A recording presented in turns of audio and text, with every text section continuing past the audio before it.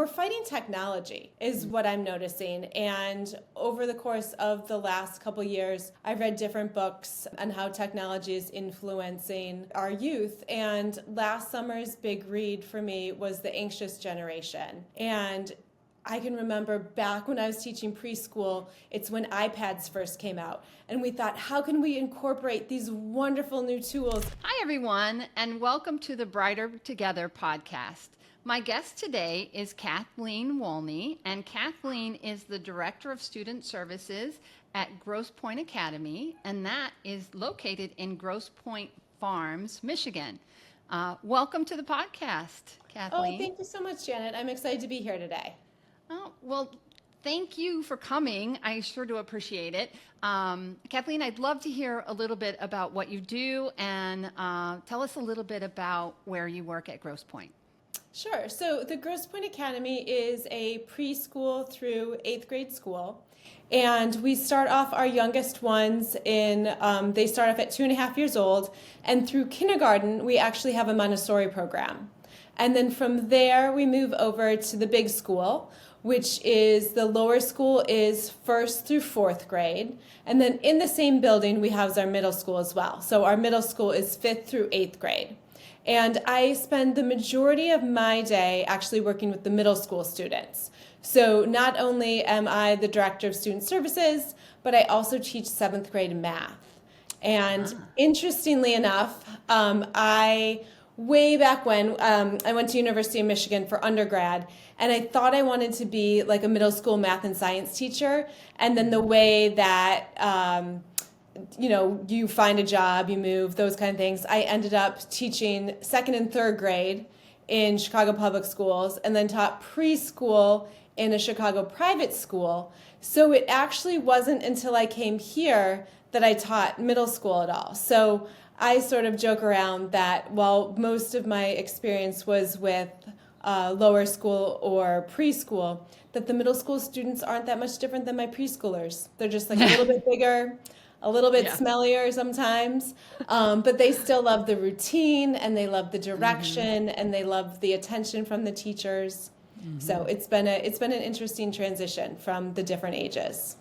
Yeah, I love that age. They want to be grown-ups, but they're not quite ready to be grown-ups. So they're like, oh yeah, and it's funny how they just one day they can be one way, and another day they're totally opposite. But they're great. I love that age. So well, and they're soaking up different information as a sponge in a different way than you might have a preschooler. But they want to be engaged, they want to learn, they want to have conversations with you, whether it's on topic or off topic, but they still really like being with their teacher. Yeah. And that's fantastic. So what would you say is probably one of your biggest challenges that you're facing right now? So I think in general, we're fighting technology. Is what I'm noticing. And over the course of the last couple years, I've read different books on how technology is influencing our youth. And last summer's big read for me was The Anxious Generation. And I can remember back when I was teaching preschool, it's when iPads first came out. And we thought, how can we incorporate these wonderful new tools into the classroom? And I worked with someone that was designing an app to practice fine motor skills. You pinched on the iPad, and then you drew around to practice your fine motor skills. We were adding smart boards to our classroom. Oh yeah. So we could have technology that way. And then now with all of that, we're just really rolling back, and we're saying we don't need all that technology. It's that instant gratification, I think, that is really causing a lot of our students to struggle. Whether it's a video game or whether it's television, they're just being entertained all the time on their phones, on their tablets, on their computers. And then as a teacher comes in and you have a really fun activity planned, even if it's hands-on, even if you're making shapes with magnetiles or you're making shapes on your windows, making stained glass windows, it's really hard to hold their attention when for so many years they've been using tablets and computers and phones to be entertained. Yeah, they don't know how to not be entertained without something, and there's studies now that are talking about withdrawal symptoms and just psychological issues related to. I mean, and even as adults, I mean, I have a phone. I mean, I'm on my phone way too much. My phone tells me how much I'm on my phone. I know, like before bed, like trying to scroll through Instagram, and it's a habit we really need to try and break. We need to try and break ourselves, set limits for ourselves, show our own children and our students how to responsibly use technology. I think Right. that is really what we need to guide students in. So it's not bad. There's so many wonderful things that come with technology. We have a really great STEM program here too, and we have a whole classroom set of VR goggles. And so it's amazing to be able to be learning about something in history class or in geography class and put on those VR goggles, and all of a sudden, like, you're in the middle of the pyramids. So that's a great example of how technology is fantastic. Or some of my children with learning challenges, those who are dyslexic, the ability to be able to listen to their story, whether it's a picture book or whether they're doing a novel study, and being able to listen to the story so they have like that great comprehension, but they just are still struggling with fluency. That's another great way technology is helping for us. Or the voice to text. So if you've got all these great ideas in your head, but you're struggling to get them onto paper or That fine typed motor. up, Yeah. right, you can use voice to text as well. Yeah. Yeah, it's a balancing act. It really is a balancing act. I love that you were talking about the audio. Do you, when you're working with dyslexic students, do you pair the audio with the text itself as well? Do you find that helpful to the students? So the best case scenario would be you'd be able to listen to it and it would be guided on your screen With the, with like the highlighting words the words, changing. jumping, yeah, I seeing it. have yet to find the perfect way to do that.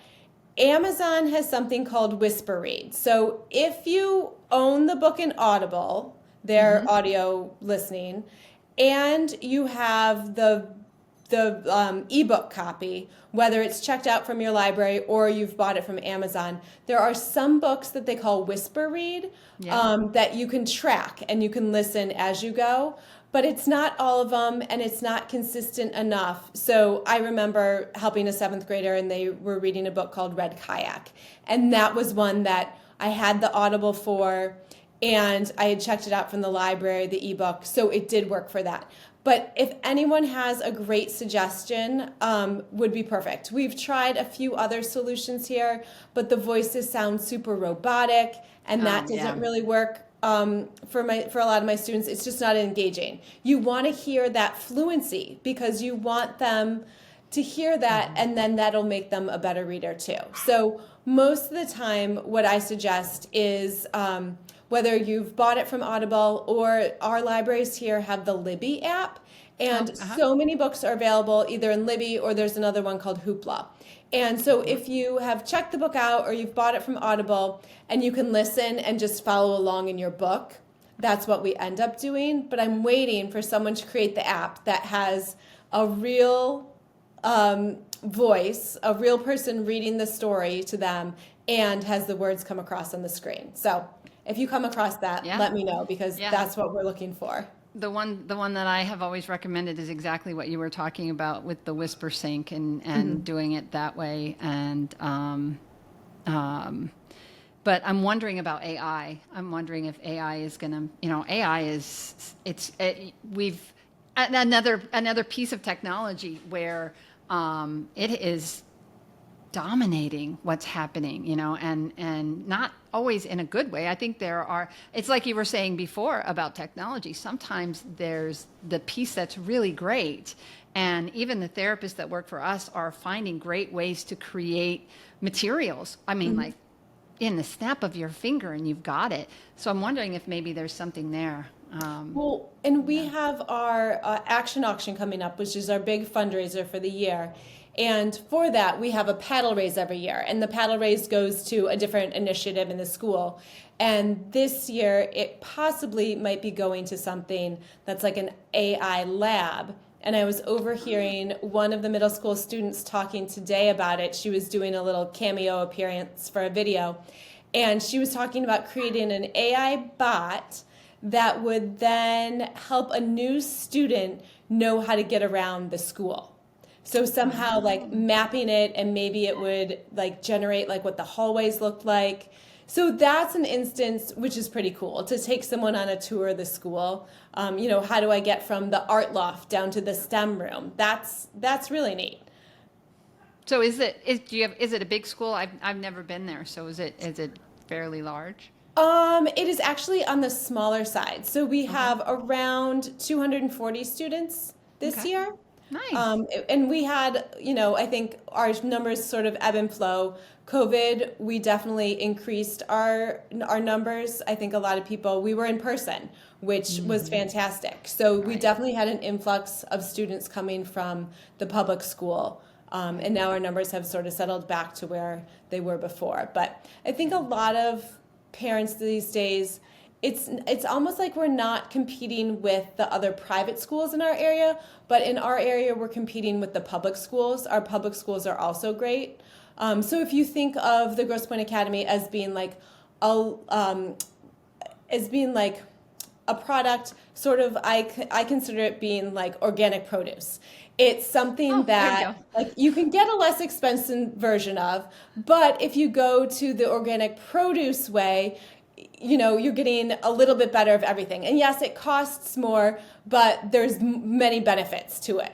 Versus if you buy like a super luxury brand, you might not have as many of actual benefits for it. It's just like the name brand of it. But to me, I use the example, we were talking about it in an admin meeting, and I use the example of organic produce because there are benefits to it. There are reasons. Sure, you're fine eating regular conventional strawberries, maybe, but if you want to go the better route, you're going to go the organic route. And that's what I think. Right. Very nice. That's a great analogy, a great way to think about it. So, so if we talked about technology, what other things would you say that you have found that as a leader that you're constantly using to support your team, to support your therapist, or I'm a therapist, excuse me, to support your teachers? What kinds of philosophies have you used throughout your career that kind of promote and help people to be successful? Because obviously you're successful, so where would you go with that? So I think with literacy, for us, we've put a lot of effort and funding into having us trained in the Orton-Gillingham method, which is structured literacy. So all of us, a few kindergarten teachers, and then through fourth grade, we're all trained in Orton-Gillingham. So that's really helping all readers, but especially those students that need structured literacy to be able to learn to read. So especially if a child is dyslexic, that's what they need to be able to learn to read. They're not going to learn to read just by being exposed to print or in a print-rich environment or hearing read alouds. That's not what they need. They really need a systematic approach to it. And so the Grosse Pointe Academy has done a fantastic job in training us with that. We even have, there's 3 more of us that are going to get trained in the next level of Orton-Gillingham, which is the morphology. We're going to do that this summer. So I think that for us, being able to have these professional development trainings has really helped a lot. With that being said, I teach 7th grade math, and there just doesn't seem to be as much out there for math training. So I'm going to a math training on Friday that's about how to catch students up who fall behind in math. But there doesn't seem to be that like OG of math. So that's another thing I'm looking for. I'm looking like, how can all books be visual and auditory? And then what is the best kind of math training when someone, whether they have dyscalculia or they're coming from a different school, so they're a couple of grades behind us in math, how do you catch them up? And so that's something that I've also been working with my team on. How do we catch up students in math? Yeah. Do you guys have any issues? And I know it's a private school, so maybe not as much, but are you seeing any of the issues with cyberbullying and that kind of thing happening with your kids at all? It's just kids are kids no matter where they are. So, we talked about the technology and about, because you work with middle schoolers, and that's kind of where you're going to see a lot of that. And I'm just curious if that's something that has touched your world at all or not. So it has touched us a little bit. It seems like there has been in the past a little bit of, something goes out and it hurts someone's feelings. We have thankfully not had to deal with any big issues. But what has helped us a lot is we do not allow phones during the school day. So in the past, the phones were supposed to be in your locker, in your backpack, and locked away. And this year we took it a step further, and whether it's a phone or a smartwatch, they go into lock boxes in your homeroom, and then they're locked in there all day. And then at the end of the day, before you leave for sports practice, you can put it back in your backpack. And depending on where the sports practice is, the gym even has another lock box that you put your phone back into. And I think that has saved us a ton. Then you're not having kids sneaking into the bathroom to send a text to then upset somebody else who also got out of class to go check their locker to see if someone wrote them back. I think even with whether it's the notifications that are going off on your phone, even if it's out of sight, out of mind, you might still be checking it when you're walking in the hallway. Or if you have a smart watch, even if you have it set on vibrate and it's not disturbing anybody else, every time you get a notification, your attention is shifted It's a distraction. from what is the teacher doing? What are you supposed to be doing? You're quick, you're checking your watch. Oh, did someone send me a text? Oh, is it time to do this? Is it time to do that? And again, it's distracting. And I think that it's taking a toll on your attention span. Right. I agree. Then the flip side of it is that I also do think that smartwatches and phones can be great for students with executive functioning challenges because you can set reminders. Reminders, yeah. And that's the thing that is challenging for me when we do take that away. Because if you had a reminder set, if let's say you're someone that has trouble remembering to turn their math homework in, if you had a reminder set every day at 8:40 to turn in your math homework, your watch would buzz at you as you walk in the math door, and you'd look at me and you'd say, "Oh, here's my homework, Mrs. Wolney." Right. So I think that we're really trying to embrace less technology in the realm of just for technology's sake, but really being mindful of how we're using it so that we still have the attention of the students, but we're using it in a creative way and just Do they have computers? I'm wondering if maybe you could set something up like that on a computer, maybe. And you could. We do use Chromebooks for the middle school, and we have iPads for the younger students. But I'll tell you, in my math class, we hardly ever use the Chromebooks. Right. Again, I just think that there's more distractions than anything else. I'll have students ask me, they'll say, "Oh, Mrs. Wolney, can I check my grades?" No, we're in the middle of a math lesson. Right. You don't need to check your grades right now. Let's focus on this. Yeah. Stay focused. Stay with me here, right? Yeah. Okay, one question at the end of all of my conversations, I ask everybody this question. If you could miraculously solve one challenge in your school, what would you want to solve? I would want to solve enrollment. I would want to have as many students that wanted to come here be able to come financially and be able to have, right now we have between 1 and 2 sections per class, per grade. And I would want that to come up to 3 sections per grade. I think that you would have more students, you'd have more diversity, you'd have different social groups. Right. And I think that would solve so many social issues, especially in middle school and when you're trying to find friends and you're trying to figure out who you are. But it would just also give us more of a critical mass to do more with our students as well. Gotcha. It's fantastic. Well, Kathleen, thank you so much for your time. I think we had a great conversation. Where should people go if they want to learn more about your school? So we have a fantastic website, the Grosse Pointe Academy. You can Google it, or you can go to gpacademy.org. smartwatchesacademy.org. And not only can you learn about our programs, you can learn about what we do after school, you can learn about our summer camp programs, and a lot of other things about Grosse Pointe Academy. You can even see our beautiful view to Lake St. Clair.